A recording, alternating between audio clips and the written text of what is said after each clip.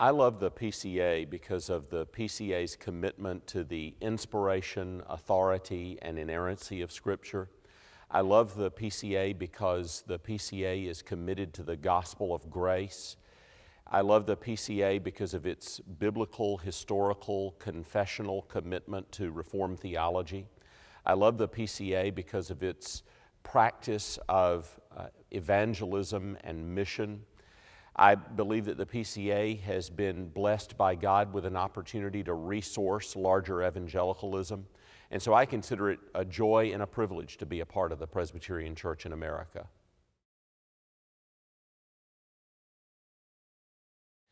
I support the new administrative committee funding plan because I believe that it's essential to the connectionalism of the PCA that we have an adequately funded administrative committee. The administrative committee is the glue that holds together our connectionalism. All of us want our agencies to work to their full extent of effectiveness. And all of us want the General Assembly to be able to perform its responsibilities as best as it possibly can.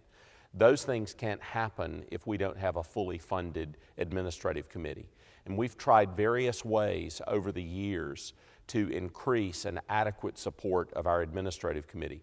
And this is the best plan that I've seen yet. So it's one of the reasons that I want this administrative committee funding plan to work for the PCA.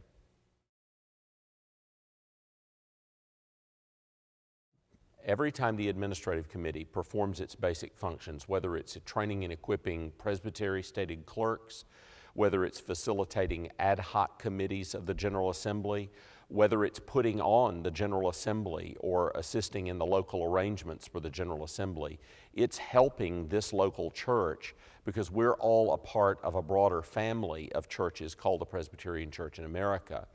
And so when the administrative committee is doing its basic functions, it's actually facilitating the ministry of every individual PCA church.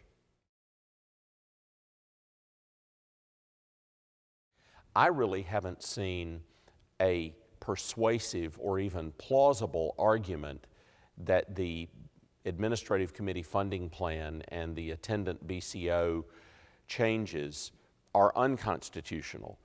I think you would have to say that registration fees for General Assembly are unconstitutional on the basis of many of the arguments being made against the constitutionality of the AC funding plan and those attendant BCO changes. I think it's just obvious that if the General Assembly can require the administrative committee to perform certain functions, the General Assembly can't say to the administrative committee, you have to perform these functions, but we're not going to give you the money to do it.